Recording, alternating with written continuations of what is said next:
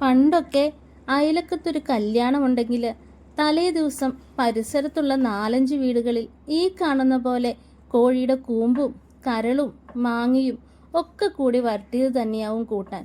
കല്യാണ ബിരിയാണിയിൽ ഈ കാര്യങ്ങളൊന്നും ഇടാറില്ല. അത് തന്നെ കാരണം. അങ്ങനെ കിട്ടുന്ന കരളും കൂമ്പുമൊക്കെ നല്ലോണം കുരുമുളകിട്ടങ്ങ് വഴട്ടിയെടുക്കും.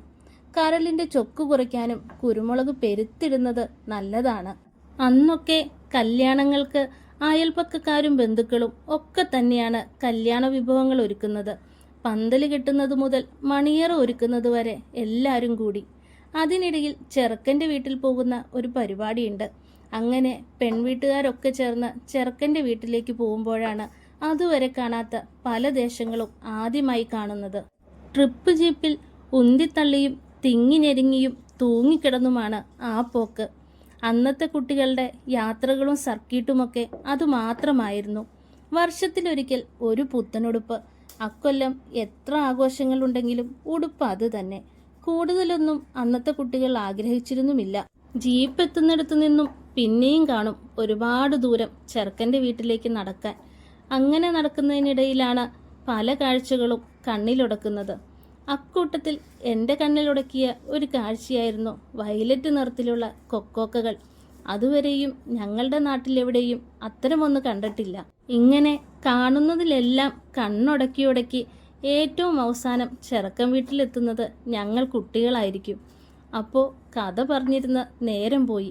ഇനിയിപ്പോൾ കറിക്ക് ആവശ്യമുള്ള കുറച്ച് പൊടികളൊക്കെ അങ്ങ് ഒന്ന് മൂപ്പിച്ചെടുക്കാം.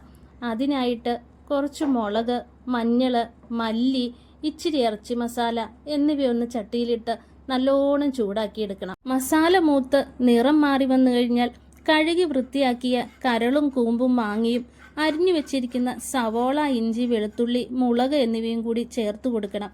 ചെറുതീയിൽ കിടന്ന് വെന്ത് പെരണ്ടു വരുമ്പോഴാണ് ഈ കറിക്ക് സ്വാദ് കൂടുതൽ തോന്നിയിട്ടുള്ളത്.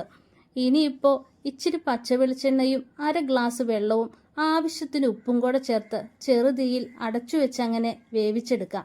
എല്ലാം കൂടി ചേർന്ന് വെന്ത് പാകമായി വരുമ്പോഴേക്കും നല്ലോണം കുരുമുളകും ഇച്ചിരി ഗരം മസാലയും കൂടി ചേർത്ത് ഒന്നുകൂടി ഒന്ന് തിളപ്പിച്ചെടുക്കാം. ഇനി നല്ലൊരു താളിപ്പ് കൂടിയായാൽ കറി റെഡി. നല്ല വെളിച്ചെണ്ണയിൽ ഉലുവയിട്ട് പൊട്ടിച്ച് കൊച്ചുള്ളിയും കറിവേപ്പിലയും കൂടി ചേർത്ത് കൊടുത്ത് നല്ലോണം ഒന്ന് മൂപ്പിച്ച് കറിക്ക് മുകളിൽ ഒഴിച്ചു കൊടുത്താൽ ഈ ഒരു കറിയുടെ സ്വാദ് ഇരട്ടിയാകും.